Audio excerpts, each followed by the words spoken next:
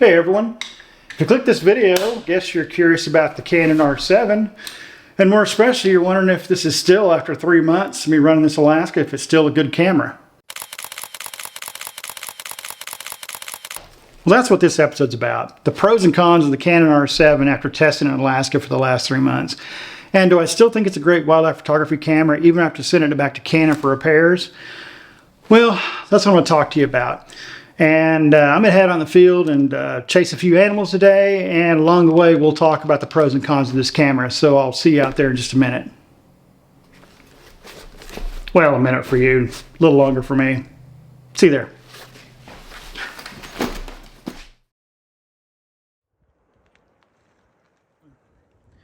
Well, I made it to my first location today, and I'm at the top of the Chugach Mountains, and if you can see behind me, we've got a little bit of snow today up here. And it's just changing fast. Fall is very short in Alaska. It's probably about 3 weeks of fall color leaves, then the good wind comes, and you see there are no leaves left out here. What I'm doing up here today, I'm looking for ptarmigan and grouse at this location. And I saw a couple of grouse and a couple of ptarmigan, but when I was driving up, it was too dark, and they flushed off the road. I didn't see them again. So far, it's kind of a bust, but I keep hearing a couple down below me, but I'm just going to wait and see if they'll pop out for me. Anyway, that's not what we're here for. We're here to talk about the Canon R7. So what we're going to talk about first is the build quality and feel of this camera. So for starters, the build, it's a polycarbonate body, which means it's plastic, not metal. And you'll only notice that if you go from the R5 or R3 back to the R7. But if you don't have one of those cameras, you're not going to notice that difference in the feel. That doesn't mean it feels bad. The one thing I did on this camera to make it feel a little more girthy, make it feel a little bit more metal, was add this small rig cage to it. And it works really well. It even adds about, a 1/2 to 3/4 of an inch at the bottom for basically for your pinky to hit and rest on. So it feels really good in that regard. The one downside of this small rig cage is where the lens release button is. It's really tight there. And for me, I have to reach below or on top to hit that release. So it's a little bit of a headache trying to quick change your lenses. But other than that, it works really good. As far as the other build quality thing is about scratches and wear and tear. So far, all the buttons are holding up well, with one exception of the on-off switch. The connector's dislocated inside, but that was more of an internal thing than an external thing. On the build quality, and Canon replaced it under warranty, had it back in less than 2 weeks, so it was really, really good. Scratches, I've walked through, put it on rocks, I've walked through limbs, and it bumped the body, and you'd think you get a scratch. And one time I had to kind of duck out from a moose kind of coming down the trail a little too fast. And I went through a bunch of branches and bramble, and they hit this body pretty hard. And I really expected to see a scratch on it, but there is no scratches on this body whatsoever. The thing looks just like it came right out of the factory. So it has held up really well as far as that goes. But yeah, it feels really good in the hand. The battery compartment, the SD card compartment, everything works good.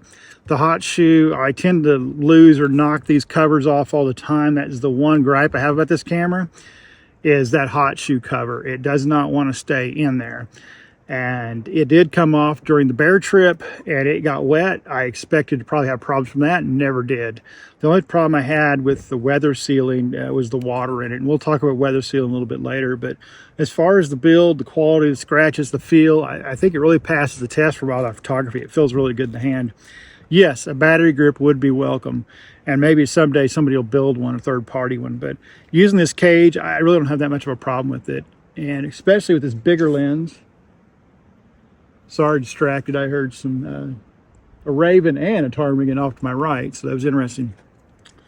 But yeah, quick wrap up. The build quality of the field, I think this thing passes the test to me for wildlife photography. It's pretty robust. It's taken my torture test to it because I'm not kind to my equipment, and this thing has really held up. So I think this thing passes for that. Well, I'm into the top of the mountain, and didn't see any more grouse or ptarmigan, but I did find a squirrel, and he's actually right here behind me in a tree. So I got some shots of him. I love squirrels. Squirrels are fun to shoot.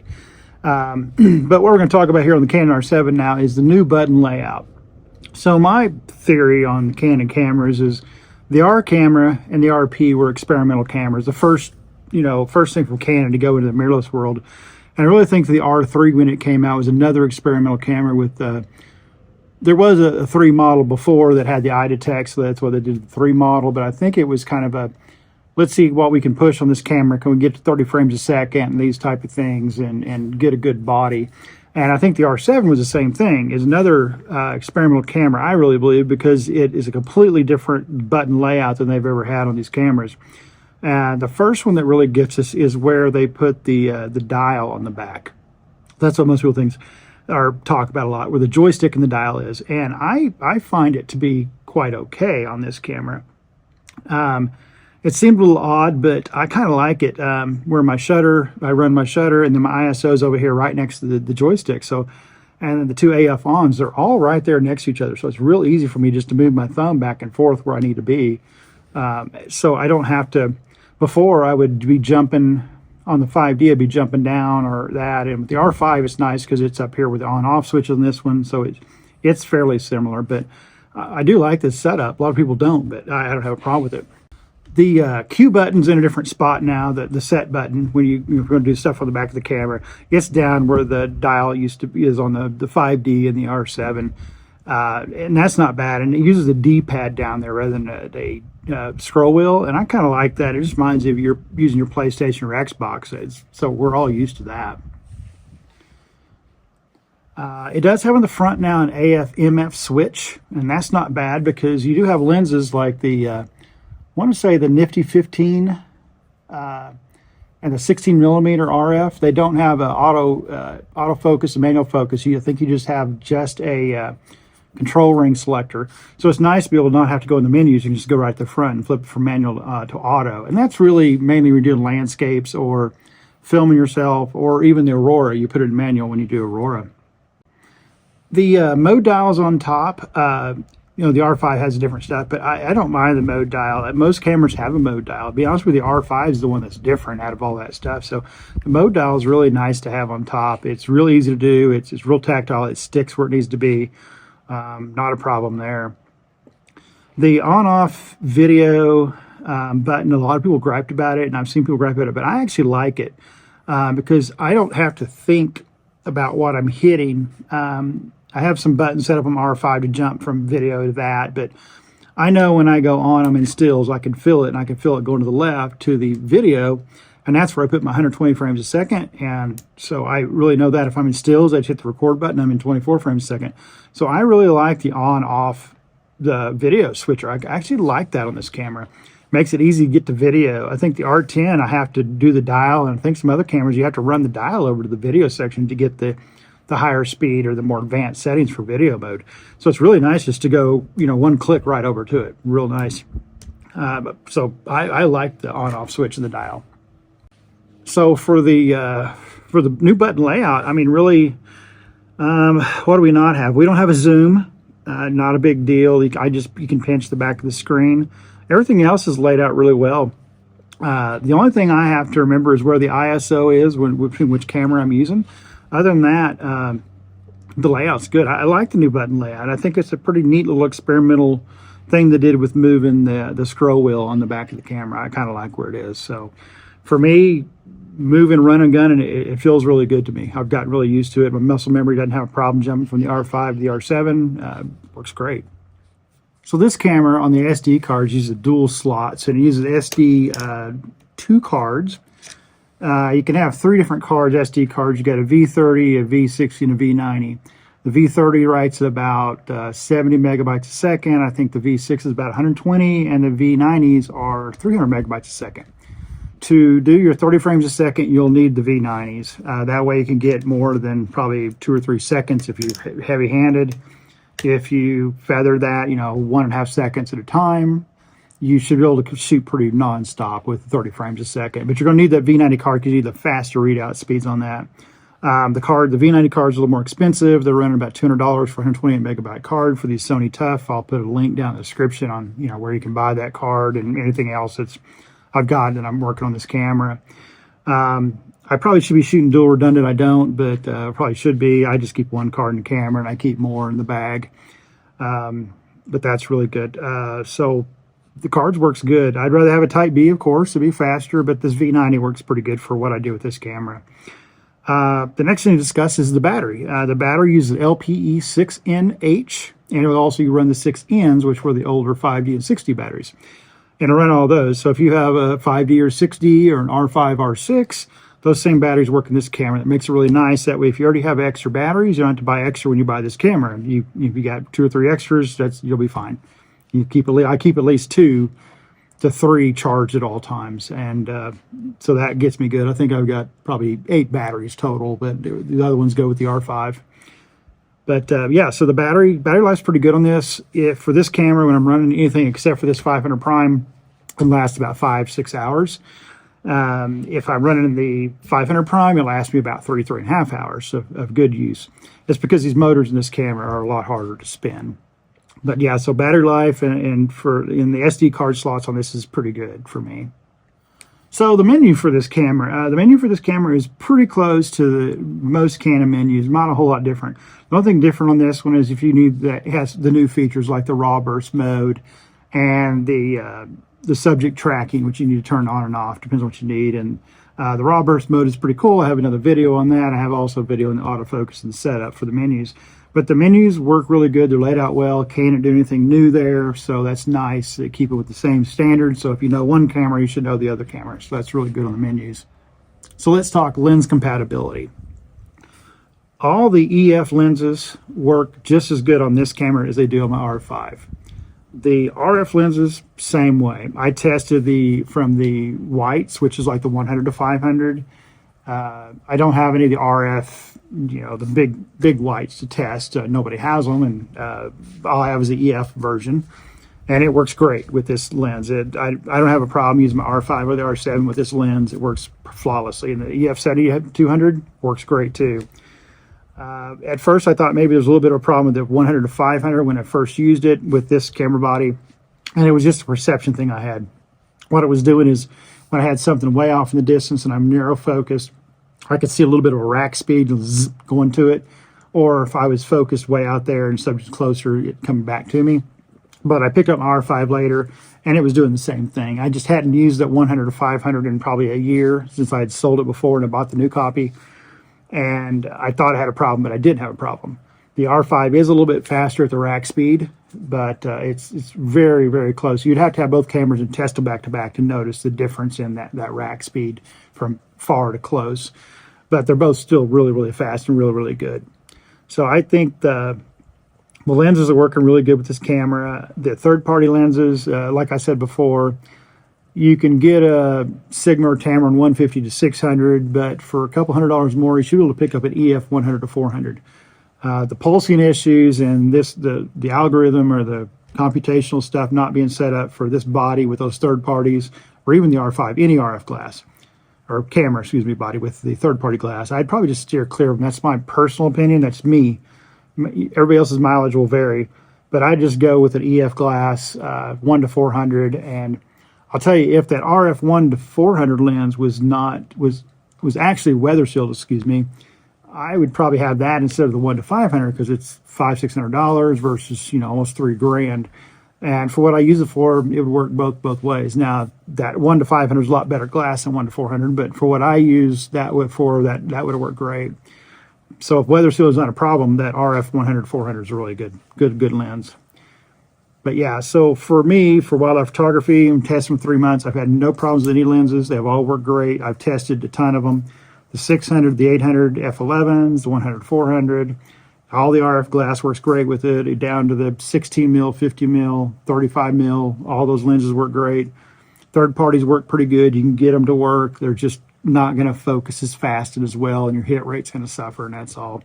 So final say on this camera with lens compatibility, I think it's A+ on this thing for all the Canon lenses. All right, last thing we'll talk about here real quick at this location, because I want to go look for some moose and some other stuff after this. So we'll talk real quickly about IQ, image quality on this camera. The image quality on this camera is fantastic.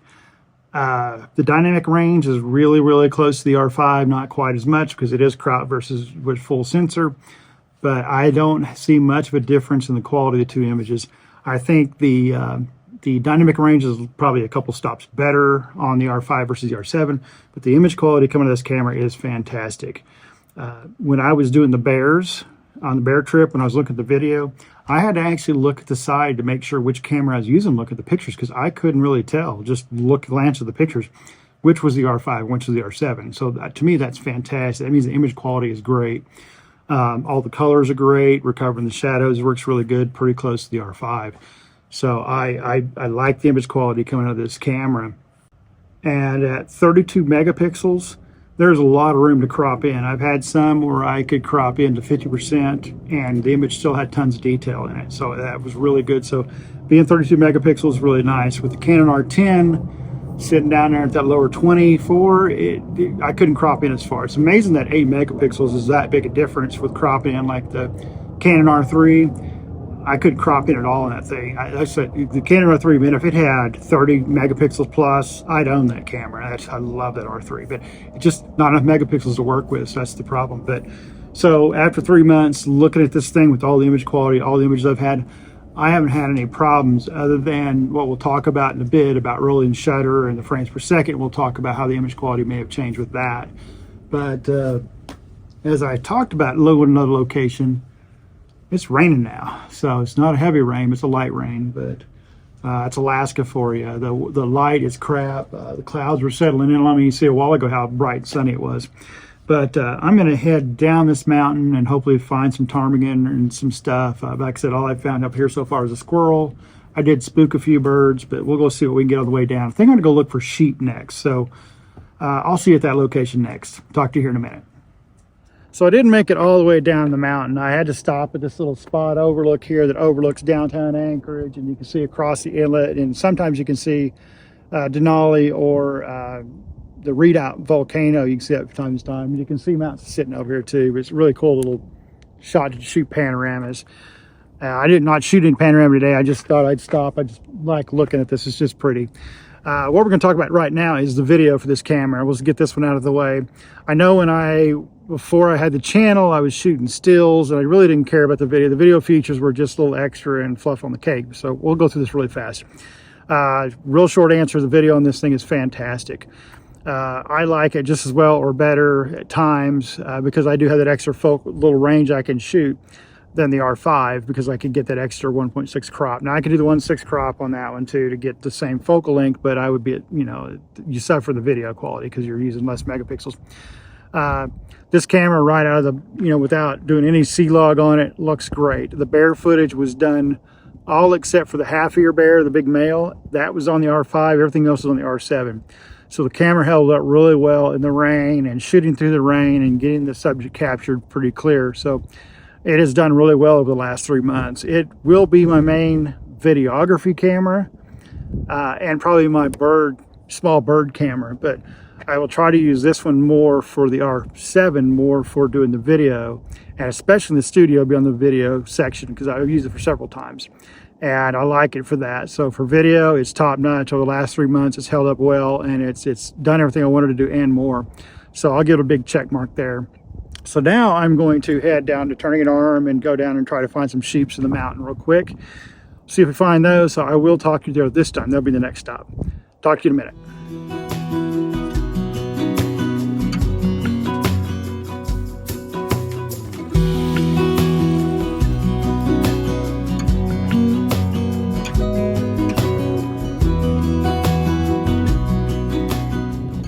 Well, I did get lucky when I was coming down off the mountain, and I did end up finding a couple grouse to get pictures of, a female and a male grouse. Female's laying on the road. She's been pretty cooperative. Male flew off into a tree, and I ended up kind of shooting through the tree. Got kind of a cool shot, I think, of it, but I had him there for a split second. Now I've come to this spot, and I'm looking for my doll sheep, and bust. They're not here. When I first got here, it's still real windy and raining, and it's still really windy. I was going to do a longer talk about this camera up higher. It's really pretty spots, but the wind's just too hard. You couldn't hear anything. I'm still scanning for sheep, but I don't see any. But what we're going to talk about real quick is the EVF on the camera and the LCD on the camera. The EVF is, a lot of people griped about it, said it wasn't going to be as good because of the numbers and their initial reviews. And when I first looked at the camera after using it for a week or so, or a few days actually, I thought the EVF was great. and I still stick by that. The EVF is bright enough, works well enough for everything you need to do. You can see everything you need to see through this EVF. Put your histogram in, there's enough pixels in there to see everything. Your subjects are bright, you can make them out, you can see where it's going to the eye. I think EVF is pretty good on this one. The LCD, same thing. People saw specs, no, it's just not as good. The LCD is great. The LCD is fine. The LCD looks good, holds up well. I've had no shorts on it, no weird movements when you move it, nothing's cut it out, it's worked great. So the EVF and the LCD, both fine. They both hold up over time, so I'll give those an A+ also. Now let's see my not fall going down this little trail here, and then we'll talk about some other parts of this camera.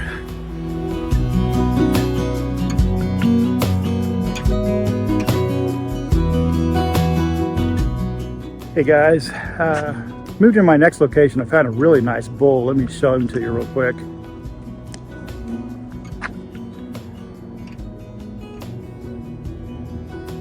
All right, turn your head for me.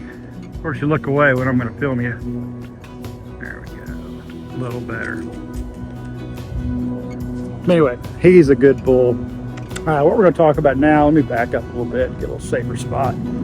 I want to make sure with moose you always have obstructions in trees, like you'll see right now. See, I have all these trees between me, and I have stuff right here. If I do need to escape from the moose, I can, because as long as you can get around a tree, you'll play ring around the rosy at the moose if he is aggressive. It's happened a couple times, but just be smart with animals. That's all you gotta do. Be smart, watch their behavior. This guy is just eating, doesn't care about me talking even. So, but I'm still gonna put myself in a safe situation. Anyway, what we're gonna talk about now is about the drive modes of this camera. And so with that in mind, this camera will shoot 10, 15, and 30 frames a second. You have to excuse me, keep moving my arm, and I'm just holding this, filming this on the camera, the iPhone right now. But so this will shoot 10, 15, and 30 frames a second, and which is really, really nice. We'll talk about rolling shutter with that electronic shutter in a bit. We're not going to talk about it right now. We're just talking about, you know, what drive modes it could shoot and how well those drive modes are working. Sorry if I'm distracted. I keep watching him, watch his behavior just for safety and where's he going to go next. A couple times look like he's going to come back my way, but I think he's going back to this big open field here in a second. But anyway, back to drive modes. You can shoot 15 in mechanical, so if you've got birds in flight that are being real erratic or reflection shots, you probably want to go to mechanical due to the readout speed of the sensor we'll talk about in a bit.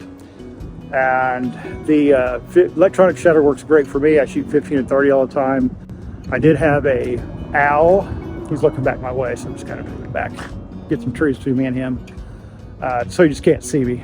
Moose doesn't see you. He doesn't care about you. Anywho, back to that electronic shutter. I had an owl yesterday, and I was shooting 15 frames a second electronic, and I wish it had been in 30 because I got some fly-off shots. And that 30 frames a second really makes it really nice to capture all those little wing movements and that. And like I said, we'll talk about rolling shutter in a minute, but I don't have that much of a problem with rolling shutter, especially if you're shooting 60, 120 frames of something taking off. You may have a few that are off, but you got more that are good. And so yeah, frame rate's great. You also have the raw burst mode for frame rate. Really good. After 3 months, besides the review, I haven't used it because I haven't had a use for it lately, because this time of year, I'm not shooting a lot of birds, a lot of takeoff things. I'm getting into the owl season, and then in the spring, we'll get more ducks and birds again. And then I'll start using that pre-burst a little bit more. And what the pre-burst is if you're holding down the shutter for, you know, building that buffer up, when you hit the shutter, you get 15 frames before you hit the shutter. Now that's what it is. I have a whole video on that. A lot of these topics I have a whole video on, you can go watch. But I've just kind of covered how those things are working after 3 months. And I can't really give you a thing on the pre-burst after 3 months, but when I tested it worked great. And yeah, so mechanical, electronic, pretty good with both. They both held up well. Nothing, no drop, no shutter sticks or anything like that. Sometimes you have these high speeds, hit the shutter, it doesn't release right when you let go. I haven't had any of that happen. I had it happen on a previous camera before, but I haven't had it happen on this one.